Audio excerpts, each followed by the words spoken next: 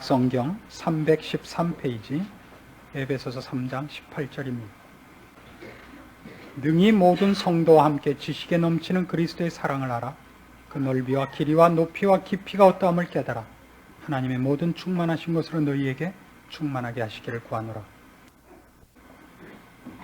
우리가 벌써 여러 번에 걸쳐서 이 중요한 사도 바울이 에베소 교인들을 향하여, 아니 주님께서 그의 사랑하시는 모든 자녀를 향하여 하시는 이 신령하고 풍성하고 오묘하고 그리고 영광스러운 말씀들을 우리가 충만히 소유하고 누리기 위하여 지금 간구하고 있으며 권면하고 있는 대목에 우리가 지금 서 있습니다.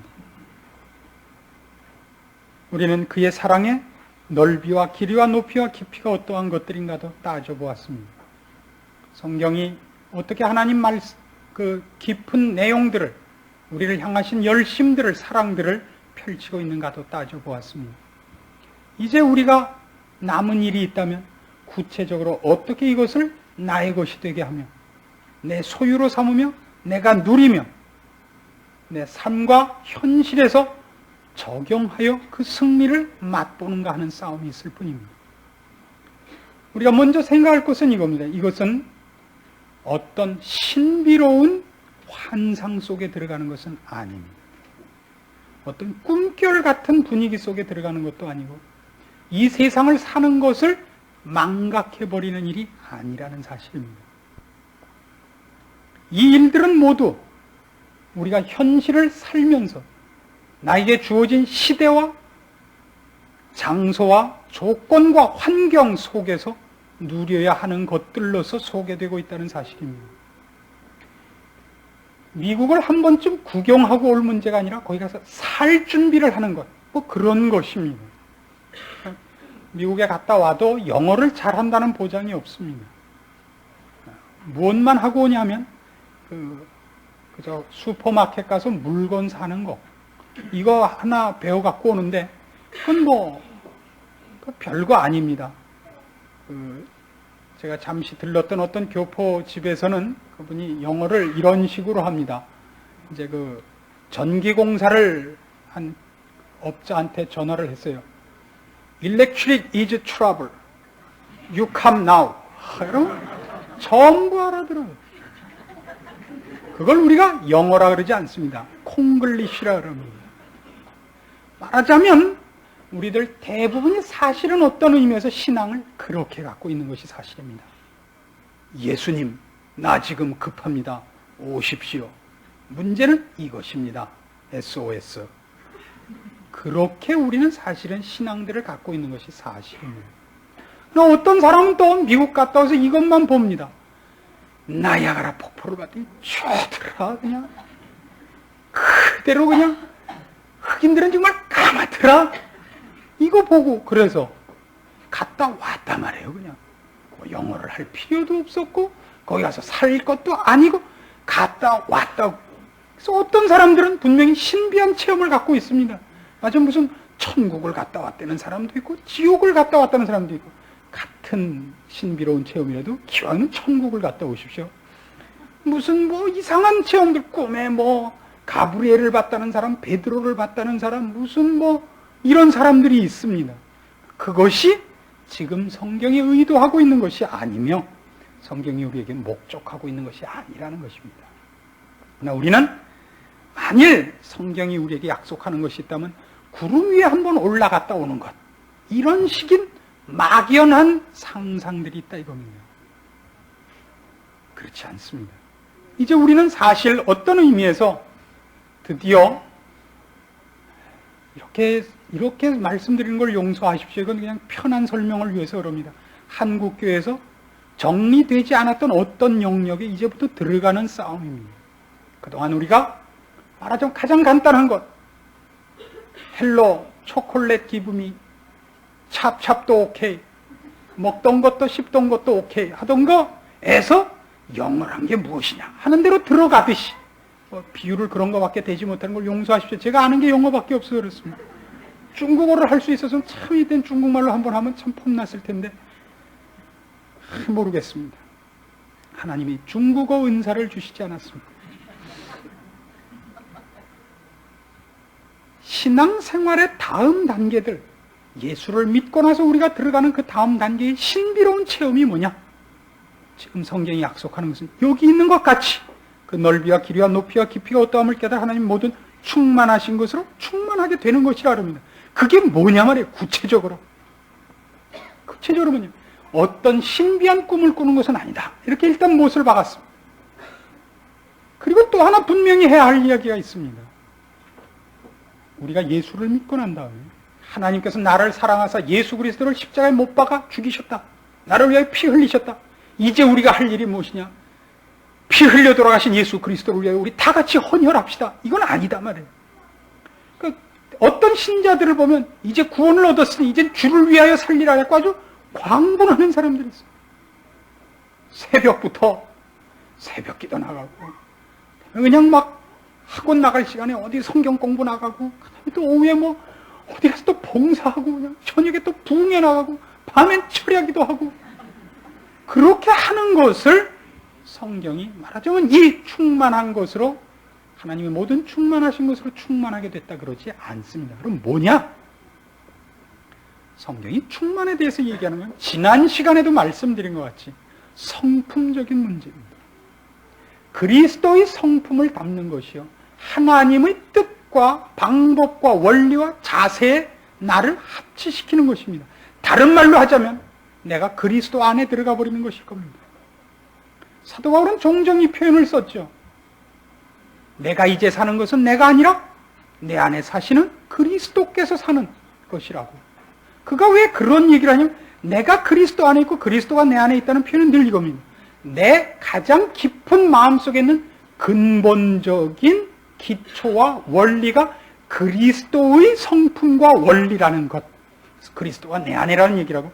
내가 그리스도 안에 있다는 건 나는 그에게 사로잡혀 있어서 그가 나를 압도하고 있으면 주장하고 있다는 표현입니다. 그래서 이 서신서, 바울의 서신서를 보면 주 안에서, 그리스도 예수 안에서 그런 표현이 170번도 더 나옵니다. 집에 가서 또 그런 거나 쉬고 있지 마시고 목사가 그렇다면 그런 줄 아시고 결국 신자란 뭐냐? 성령의 쓰임을 받는 사람입니다. 주님의 쓰임을 받으며 하나님의 쓰임을 받는 사람이지 내가 주를 위하여 무엇을 만드는 사람은 사실은 아닙니다. 그건 언제나 구약에서도 설명된 겁니다. 하나님께서는 번제와 제사를 원치 아니하신다. 그런 겁니다. 하나님이 구하시는 제사는 상한 심령이라. 자꾸 그렇게 얘기하는 것입니다.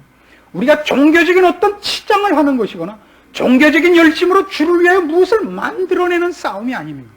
우리의 열심을 보이며 주를 향한 진심을 불태워 장식하는 것을 기독교라 그러지 않습니다. 하나님께서 나에게 무엇을 요구하시며 어떻게 하기를 요구하시는가 하는 데에 항복하여 그 휘하에 그 인도함과 주장 속에 나를 맡기는 것을 말합니다. 사실은 진정한 신앙인은 그런 의미의 자기 흥분은 없습니다. 그 흥분은 자기 흥분이 아니라 이제부터 맡을 일이 갖는 흥분입니다. 내일 드디어 올림픽이다. 내일 내가 마라톤에 나간다.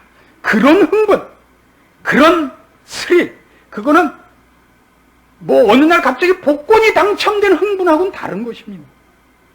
내일 내가 여태껏 갈고 닦은 일을 내일 드디어 펼쳐 보인다는 그런 냉정무쌍한 스릴이 있는 것입니다. 그런 식이 아니라 우리는 콩 튀고 파 튀어서 팝콘 된 신앙밖에 없지 않는가, 그런 안타까움이 있습니다. 기독교가 우리에게 주려고 하고 요구하는 것이 우리의 모든 생활 속에 있어서 나의 존재와 내 원리와 생명과 고귀한 어떤 가치관에 있어서 유일한 내용이고 그리고 궁극적인 목표여야 됩니다. 그것은 우리가 살아가는 길에서 이렇게 옆으로 잠시 삐져나와서 한번 약 먹고 어떻게 되듯이 이렇게 한번 나와서 희약하고 놀라고 들어가는 것들이 아닙니다. 내가 걸어가야 할 곳과 도무지 연결되지 않게 어디 가서 관광여행하고 들어오는 것이 아니다 말입니다. 마약을 먹는 것도 아니요, 환상의 세계에 관광을 가는 것도 아닙니다. 그건 모두가 내가 살아야 하는 길의 결국이며 원리며 내용인 것입니다. 그래서 이 하나님의 모든 충만하신 것의 충만에 있어서 우리가 전인격적인 하나님과의 관계에서의 질서 개념으로 이 문제를 끌고 가야 됩니다. 우리는 지난 시간에도 이 문제를 그렇게 따졌습니다. 하나님의 성품, 그리스도의 성품을 우리의 성품으로 일치시키는 것, 그렇게 얘기했습니다. 그러니까 구체적으로 어떻게 그렇게 할 수 있느냐 할 때 우리 전 인격을 동원해서 이제 그것을 일치시키기 위한 현실적인 방법론에 들어가야 됩니다. 맨 처음 우리가 해야 될 것은 지식적인 면에서부터입니다. 지성적으로 하나님께서 우리에게 요구하실 뿐만 아니라 하나님께서 그의 전 창조의 목표로서 갖고 있는 목표와 원리와 방법과 형태가 무엇인가에 대하여 알아야 됩니다. 그리고 그것을 여러분이 공감하셔야 됩니다. 여러분이 이해해야 되는 것이 아니라 거기에 항복하시고 순종하셔야 되는 겁니다. 그러니까 성경은 어느 부분에 있어서 그런 의미에서 언제나 믿음이라는 단어를 앞세울 수밖에 없는 이유가 여기 있습니다. 여러분이 이것은 이래야겠다라는 결제를 하라는 것이 아니라 하나님은 이렇게 하시려고 원하신다는 것을 여러분에게 설명합니다. 그 설명이 여러분에게 다 이해가 된다고 믿지는 않습니다. 이해를 위해서 하는 게 아니라 이해라는 형태로 여러분에게 설명했습니다만 그것은 권위 있는 것입니다. 여러분의 결제를 받기 위한 것이 아니라 항복을 위한 것일 뿐입니다. 여러분이 항복을 하는데 시간이 걸릴 것은 당연한 것입니다. 여러분이 이해되지 않기 때문에 항복을 안 해도 좋다는 얘기는 아니다 말입니다. 우리는 이 부분에서 로마서 12장 1절과 2절에 아주 대표적인 성경 구조를 보게 됩니다. 12장 1절입니다. 그러므로 형제들아 내가 하나님의 모든 자비하심으로 너희를 권하노니 너희 몸을 하나님이 기뻐하시는 거룩한 산제사로 드리라. 이는 너희의 드릴 영적 예배니라. 너희는 이 세대를 본받지 말고 오직 마음을 새롭게 함으로 변화를 받아 하나님의 선하시고 기뻐하시고 온전하신 뜻이 무엇인지 분별하도록 하라. 하나님의 마음을 아셔야 됩니다. 하나님의 뜻을, 하나님이 어떻게 하시기를 좋아하시는가를 알아야 됩니다. 오늘 이 자리에도 그분이 나와 있는지는 제가 잘 모르겠습니다만 제가 이런 간증을 하나 들었습니다. 어떤 분이 어떤 교회에서 열심히 봉사를 하시다가 여러분이 힘을 합쳐서 몇 해에 걸쳐서 교회를 하나 잘 짓게 되었다고 합니다. 그 지은 교회를 등기를 하게 됐는데 목사님은 목사님 개인 이름으로 하겠다 그러고 교인들은 교회라는 이름으로 해야 되지 않는가 해갖고 결국 싸워서 갈라서게 됐습니다. 그것을 말하자면 소송을 할 예정이었는데 어떤 분의 그 설교를 듣고 그 방법을 달리했다 그럽니다. 그때 그분이 깨우친 것이 하나님은 옳은 일이라도 선한 방법이 아니면 싫어하신다라는 내용이었다 그럽니다. 저는 그 얘기를 듣고 참 놀랍게 생각을 했습니다. 목사보다 신앙 좋은 사람들을 우리는 평신도라 그럽니다. 훨씬 평신도 중에 신앙이 좋은 사람이 많습니다. 그럴 수밖에 없는 게 목사 수보다 평신도 수가 많기 때문에 퍼센테이지로 따지면 목사 쪽이 혹시 좋을지 몰라도 머릿수로 따지면 역시 평신도 쪽이 좋게 되어 있습니다. 참 그 얘기를 듣고 참 고맙게 생각을 했습니다. 우리가 옳다는 것 때문에 방법에서 하나님의 방법을 저버린 적이 한두 번이 아닙니다. 그래서 미치기로 하고 말없이 나오게 되었다 그럽니다. 잘하신 거죠. 그런 것이 바로 하나님께서 지금 여기 우리에게 요구하고 있는 겁니다. 하나님의 선하시고 기뻐하시고 온전하신 뜻이 무엇인지 분별해야 됩니다. 그것은 목표이기도 하고 방법이기도 하고 자세이기도 하고 원리이기도 하고 형태이기도 합니다. 그것을 우리는 성경을 읽으면서 자꾸 자신의 머릿속에다 기억을 시켜놔야 됩니다. 하나님은 이렇게는 싫어하신다. 이렇게는 안 하신다. 하나님은 이런 것들을 좋아하신다. 지는 쪽을 좋아하신다. 자기를 부인하는 걸 좋아하신다. 세상에 경우와 무경우가 싸우면 누가 이깁니까? 언제나 무경우가 이깁니다. 왜 그렇죠? 경우는 옳고 그런 것을 객관적으로 증명하려는 사람이고, 무경우는 무조건 자기가 이기겠다는 사람입니다. 그럼 이기겠다는 사람은 어떻게 이깁니까? 그렇지 않아요? 보통 누구한테 이렇게 한 대 맞으면 내가 잘못해서 한 대 맞는 수도 있지만 벌써 나이 40이 넘어가지고 남의 뺨을 때리는 사람이면 희망 없는 사람인 경우가 많습니다. 그래서 가서 따져보면 그 사람이 늘 틀린 법입니다. 그러나 성경은 그렇게 얘기하는 겁니다. 오른편 뺨을 맞거든 왼편 뺨을 들이대라 이겁니다. 제가 아는 사람 하나가 참으로 놀라운 이 세태의 한 단면을 보고 저한테 그 얘기를 해줬습니다. 저도 듣고 참 기가 찬 일이었습니다. 아침 출근 시간에 차를 몰고 출근하다 뒤에서 버스가 이렇게 탁 받았답니다. 탁 서서 내렸죠. 그쪽 운전기사도 내리더니 제가 받았군요. 우리 차를 저쪽으로 빼고 합시다. 보니까 뒤에 차들은 출근 시간이 얼마나 굉장해요. 차들은 뒤에 밀렸고. 그래서 알았습니다. 그리고 차를 뺐더니 갈라 그러더래요. 그래서 아니 당신 그냥 가면 어떠니? 왜 그러시냐고. 아니 당신 차를 아니 이 사람 어디서 차는 받쳐갖고 와갖고 생사람 잡고 그래? 그래서 그랬답니다. 네 안녕히 가십시오. 괜찮죠 이 사람? 제 친구라 그랬잖아요. 여러분 조심하십시오. 혹시 출근하다 그런 일이 생기시거든 차를 이렇게 뽑지 마시고 그 자리에서 해결을 하십시오. 그러나 제가 보기에는 그런 사람들하고 어떻게 해결을 할 겁니까? 그냥 용서하십시오 이런 표현을 쓰는 것을 똥 밟은 셈 치고 그냥 가야죠. 방법이 없습니다. 세상 사람들 또 다 데모할라. 야 우리가 똥이냐? 그럼 아니에요. 예수 안 믿는 사람들은 다 그겁니다. 그건 뭐 우리끼리 얘기만이 아니라 뭐 신문에 내도 좋습니다. 그럼 아니면 아니라고 와서 한번 증명해보라 그래서. 참 우리가 세상을 살면서 경우와 경우끼리 부닥치지 않으면, 진리와 진리와 부닥치지 않으면 생명과 생명이 부딪히고 있지 않다는 것을 까먹고 있어서 싸우는 겁니다. 우리는 그들을 용서해야 됩니다. 그가 나를 받았지만 그쪽이 장님이다 말입니다. 우리가 눈을 떴고 아이고 죄송합니다 그래야죠. 우리가 잘 아는 이소부화에 그것이 있지 않습니까? 밤에 등불을 들고 다니는 사람이 있어요. 야, 저 사람 참 신통하다. 가봤더니 장님이에요. 아니 장님 주제 건방지게 왜 들고 다닙니까? 저야 괜찮지만 남이 와서 받을까 봐 그럽니다. 뛰어난 사람이죠.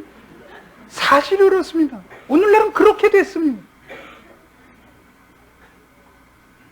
장님들과 싸우고 있지 않습니까?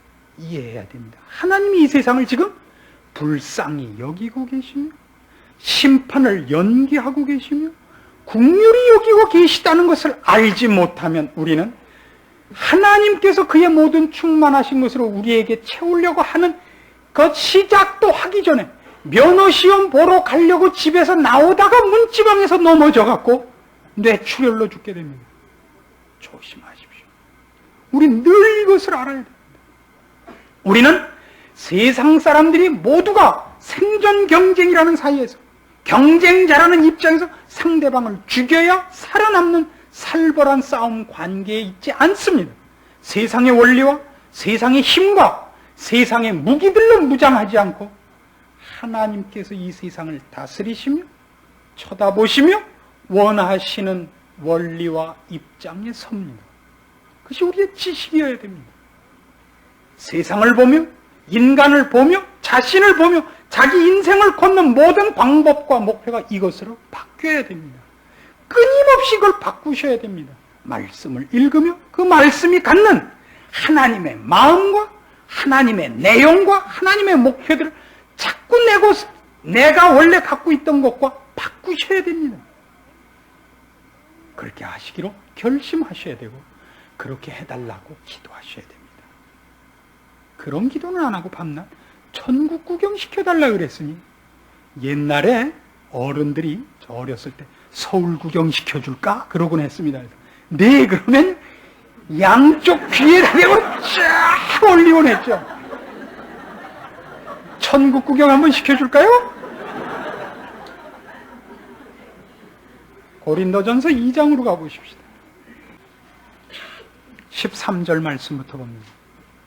우리가 이것을 말하거니와 사람의 지혜의 가르친 말로 아니하고 오직 성령의 가르치신 것으로 하니 신령한 일은 신령한 것으로 분별하느니라. 육에 속한 사람은 하나님의 성령의 일을 받지 아니하나니 저에게는 미련하게 보이며 또 깨닫지도 못하나니 이런 일은 영적으로라야 분별함이니라. 신령한 자는 모든 것을 판단하나 자기는 아무에게도 판단을 받지 아니하느니라. 누가 주의 마음을 알아서 주를 가르치겠느냐?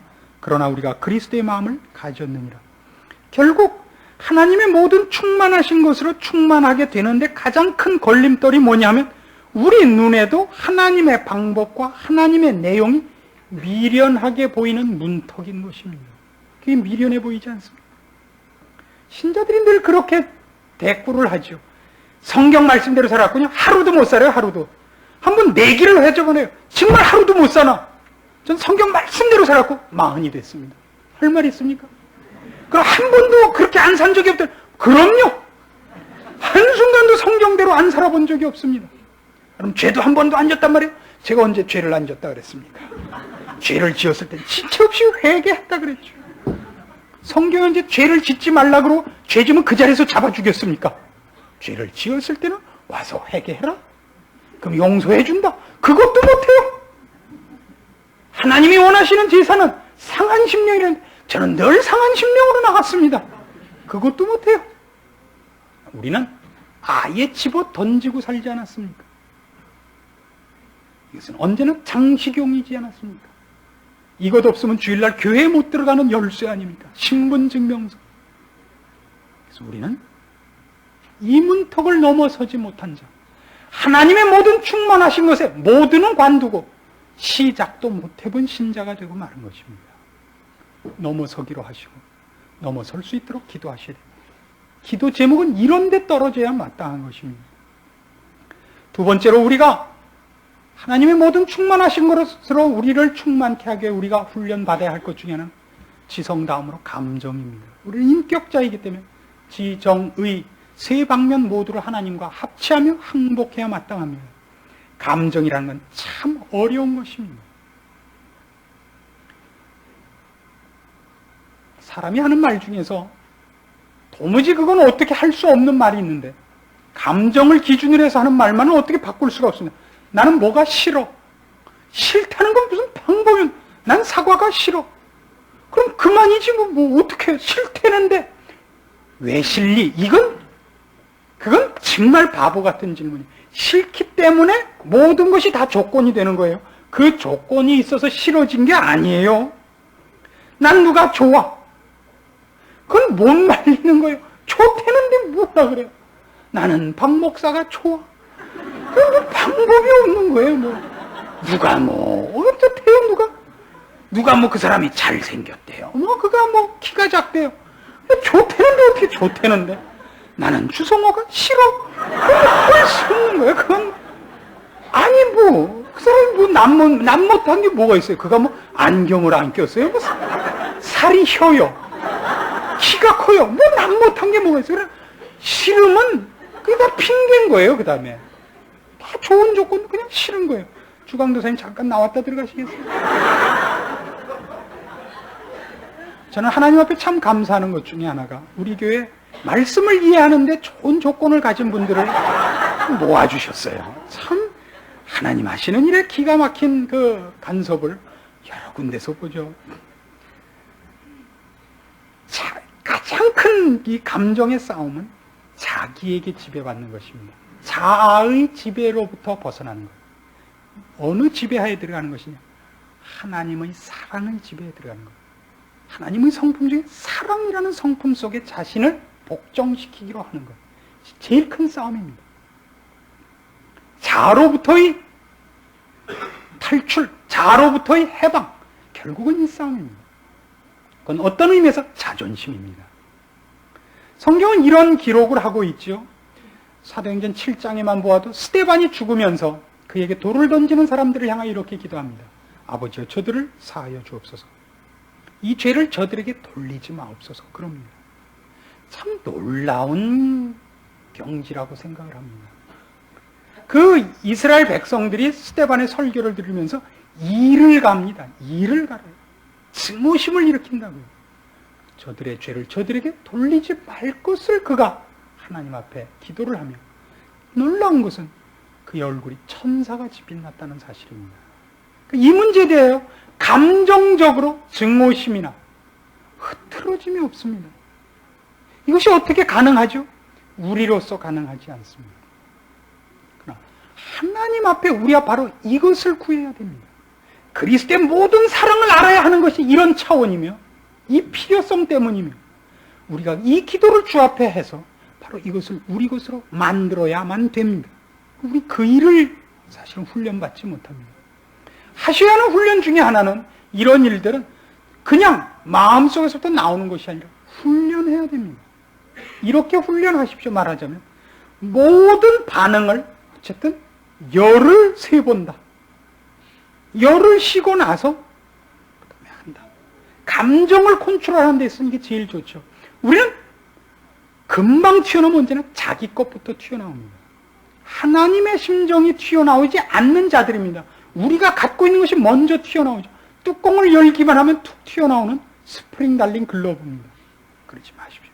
세어보십시오. 하나, 둘, 셋, 넷, 다섯, 여섯, 일곱, 여덟, 아홉, 열. 쉬셔야 됩니다. 최소한 셋을 세십시오. 셋을 쉬었는데도 안 되면 어떡하죠? 그럼 5가지 쉬십시오. 5가지 쉬어서 안 되면 열을 세십시오. 그래도 안 되면 별 하나, 나 하나, 별 둘, 나 둘 해서 별을 다 쉴 때까지 하십시오. 그럼 죽는데, 예, 그게 우리의 목표입니다. 성질을 내기 전에 죽도록 하십시다. 성질을 내는 걸 가능한 한 연장해서 연기하고 연기하다가 드디어 예수님이 재림하도록 하는 것이 우리의 목표여야 되는 것입니다. 우린 벨이 없는 사람입니다. 다 피난 올 때 순댓국집에 팔아먹은 사람입니다. 이건 없습니다. 쓸개는요, 웅담값 비쌀 때 다 웅담이라고 속이고 팔아먹은 사람. 뭐만 있죠? 우리 안엔 그리스도만 있습니다. 우린 벨도 없고 쓸개도 없고 뇌물론 심장도 없고 우린 허파도 없습니다. 예수 그리스도만 있습니다. 저는 복부 수술을 2번 했습니다. 저를 수술하고 나서 우리 의사 선생님들이 상당히 놀랬다 그럽니다. 뭐든지 다 조금밖에 없고 배가 많이 비어있더래요. 그게 지금부터 15년 전 얘기입니다. 이젠 아주 없어졌을 거라고 생각합니다. 그때 15년 전에 이미 몇 개 안 남았더라 그래요. 다 작더래요. 창자도 짧고 간도 작고. 왜 이렇게 됐는지 모르겠다. 여러분은 모르신다고. 여러분은 모르신다고. 예수를 믿으시냐고. 안 믿는다 그래요. 그냥 못 봤죠. 예수님 딱 계셨는데. 고린도전서 4장에 가시면 이 사도 바울이 이 부분에 대한 자기 설명을 하나 합니다.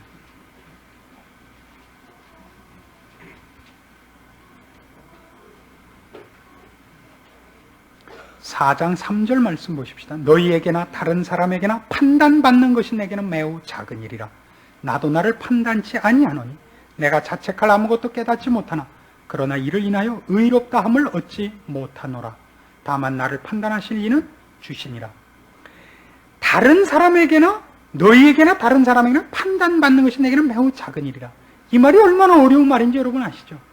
이 세상에 사람을 제일 약 올리는 게 뭐죠? 누가 자신을 자신의 욕심보다 덜 판단해 주는 것 같이 약 올르는 게 어디 있습니까? 나는 괜찮은 사람으로 알고 있는데 상대방이 나를 그냥 여러 마리 속에 하나로 취급을 해요. 그때 그 당장 앞에서 뭐라고 못 굴고 괜히 집에 와서 당신은 밥을 이따구로밖에 못해?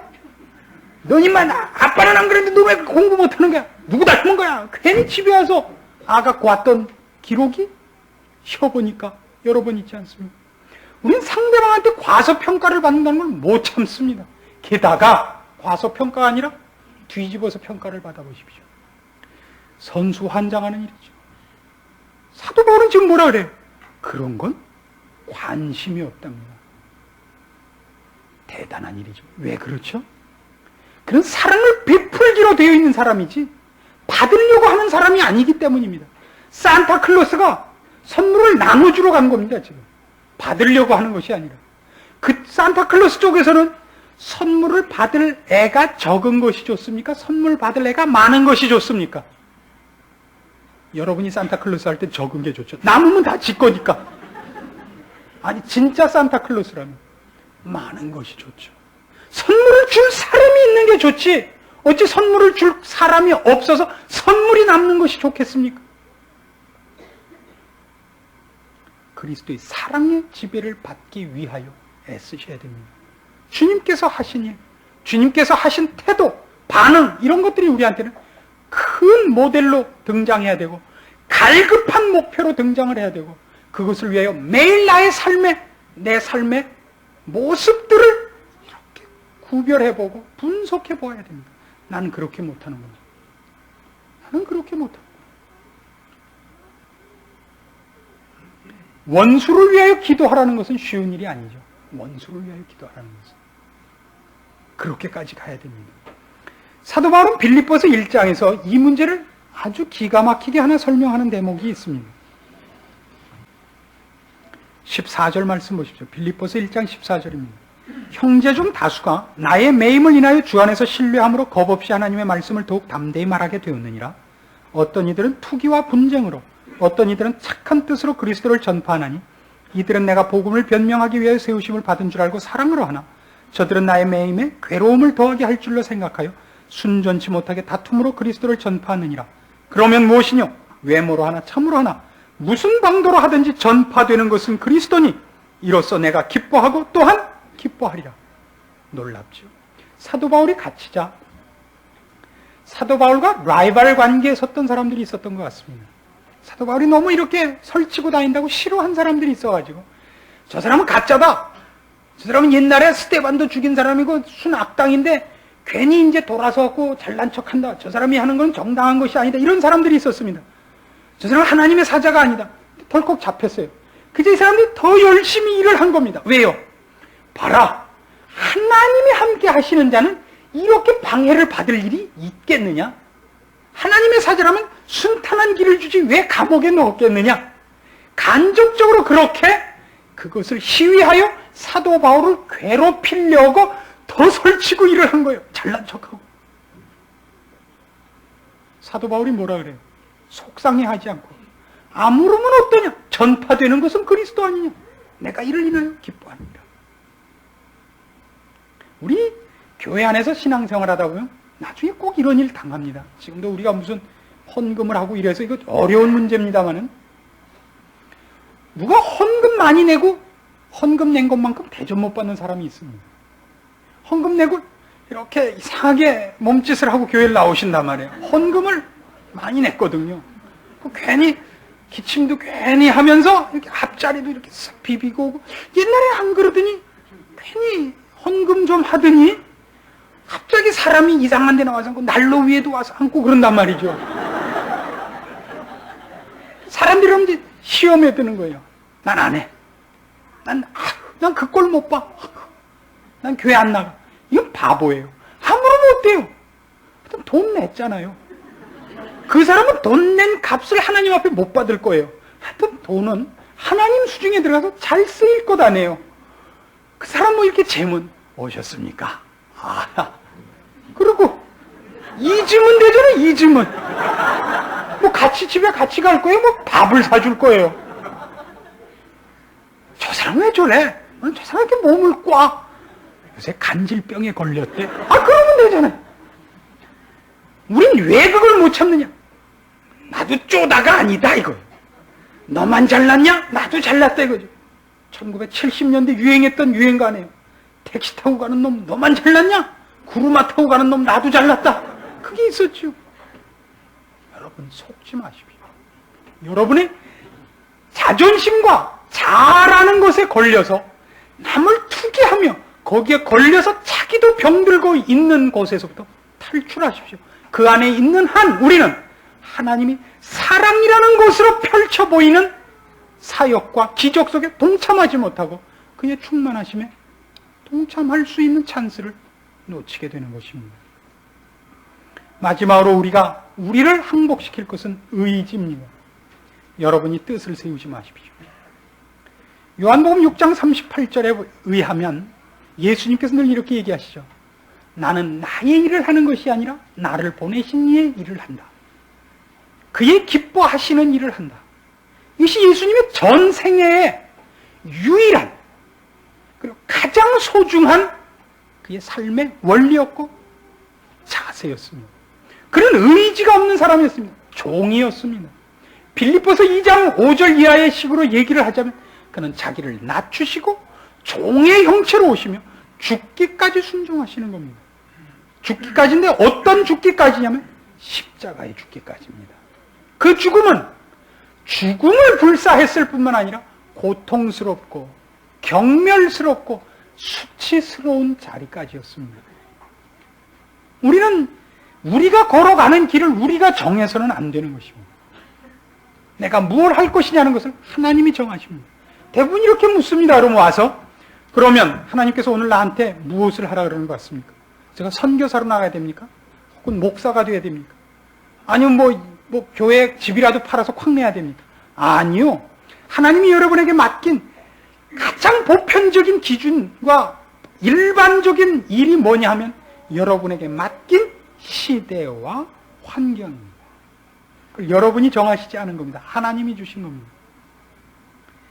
여러분의 가정, 부부된 것, 자녀, 부모, 혈육. 혈육을 외면하지 마십시오. 이웃, 친척, 동창, 고시도 바자는 동창은 외면하십시오. 여기에 1차적인 책임이 있습니다. 그들 앞에서 여러분이 빛이고 소금이고 생명이고 그리스도의 사랑을 나누는 자고 그리스도가 누구인지 그 영광을 드러내는 자로 서십시오.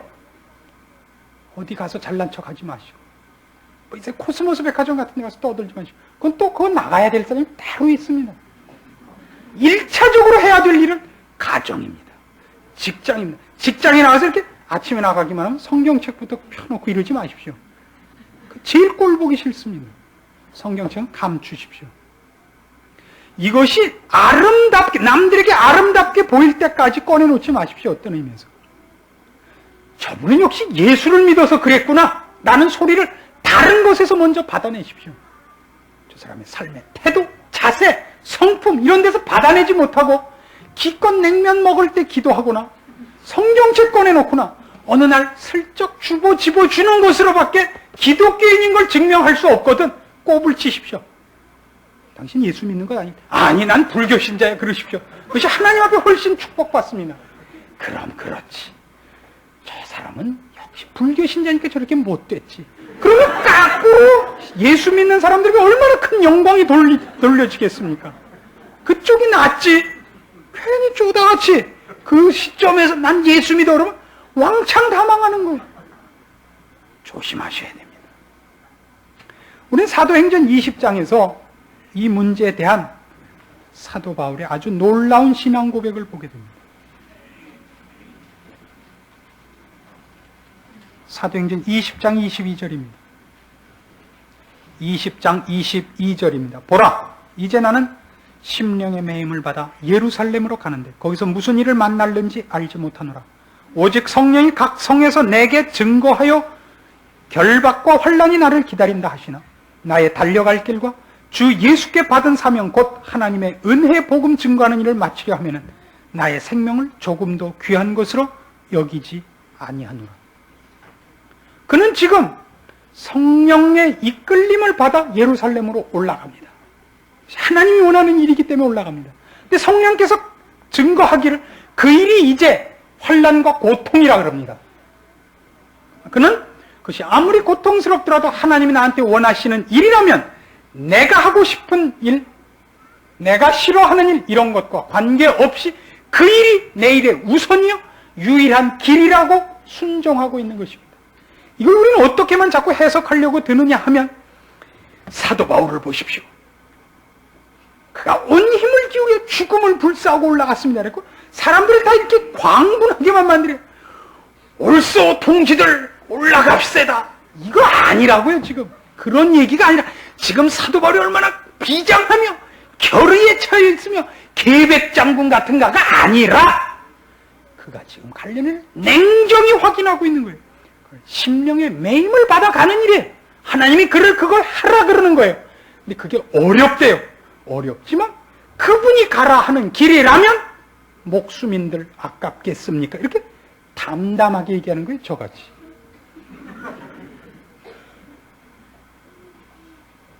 바꾸셔야 됩니다. 이것이 여러분에게 훈련이 되고 익숙해져서 습관이 되어야 됩니다. 그래서 툭 건드리면 튀어나와야 됩니다. 이 반응들이 지적으로든 감정적으로든 의지적으로든 툭 건들면 그 길로 가고 있어야 됩니다. 술 취한 사람들도요. 어디 와서 쓰러져 자네 하면 꼭 지 집 현관에 와서 쓰러져 자요. 시중에도 집 가는 길은 그러니까 머리가 아는 게 아니라 발이 아는 거죠. 여러분의 전 기관을 그렇게 고쳐놓으라 이겁니다. 여러분이 혹시 어떤 일을 당하며 어떤 상황과 어떤 조건 속에 있더라도 보면 벌써 그리스도, 예수, 하나님의 영광, 그의 일 이쪽으로 벌써 움직이고 있고 그쪽으로 발언하고 있고 표정이 그렇게 써줘야 돼요. 표정이 냉랭하면 못 써요. 표정이 벌써 예수, 영광, 감사. 그럼 왜 목사님은 인상을 쓰느냐? 나는 죄 지은 사람을 살피는 역할을 맡고 있거든요. 당신 꼽을 쳤지? 당신 회개 안 했지? 이게 제 역할이어서 지금 규율부장을 맡고 있어서 그렇지 저도 알고 보면 순한 양 같은 사람입니다. 나중에 오락부장을 맡게 되면 제가 얼마나 유쾌한 사람인가를 보여드리겠습니다. 지금 규율부장이죠. 당신 지금 사기치러 나왔지? 당신 이게 예수 믿는 거야? 진심을 갖고 오시오. 진심을 왜 전당포에 맡기고 그냥 왔어? 갖고 오시오. 이게 지금 제가 할 싸움이기 때문일 겁니다. 훈련시키십시오. 그때 여러분은 여러분 생애, 여러분의 존재, 하나님의 충만하신 것들이 물밀듯이 밀려 들어오는 것을 그만하시라고 여러분이 하실 수밖에 없을 만큼 감사와 희열과 높은 찬송을 저절로 부르짖게 되는 것을 경험하게 될 것입니다. 그랬기 때문에 많은 신자들이 죽음을 불사하고 이 신앙을 지켰고 이 글을 남겼고 우리에게까지 그 복음이 전달될 수 있었던 것입니다. 그렇지 않고 지금 우리들 믿는 것 같이 맹맹하게 믿었으면 여기까지 이 복음이 전달될 리가 없었던 것입니다. 이제 우리 같이 기도할 때에 지금 이 말씀드린 세 가지 종목을 여러분 마음속에 기억하셔야 됩니다. 하나님의 뜻을 알 것과 내 감정을 하나님의 사랑 앞에 묶기로 하고 자아를 밟기로 하는 것과 그의 뜻을 나의 뜻으로 삼기로 하는 그의 목표와 그의 계획이 나의 계획이 되는 이 일을 위해 여러분이 여러분을 훈련하고 하나님께서 간섭하시고 그렇게 만들어 주시기를 위하여 기도하셔야 됩니다. 특별히 여러분이 가장 잘 안 되는 부분들에 대하여 하나님 앞에 간구하십시오. 하나님 아버지 은혜를 감사합니다. 오늘 우리에게 알게 하신 모든 것들 우리가 마침내 실현하기까지 간섭하시기를 구합니다. 우리의 지성을, 감정을, 의지를 주의 크신 권능 아래 무릎 꿇리시사 주께서 우리를 향하여 가지신 모든 계획들과 뜻들과 하나님의 모든 충만하신 것을 마침내 경험하기까지 절대 우리를 쉬지 말게 하시며 회피하지 말게 하시며 중단하지 않도록 간섭하여 주시옵소서. 우리의 인생 속의 이 모든 약속들을 누리며 맛보며 승리하도록 주의 자녀들을 오늘 말씀을 주께서 허락하신 것처럼 간섭하사 이루어 주시옵소서. 예수님의 이름으로 기도합니다. 아멘.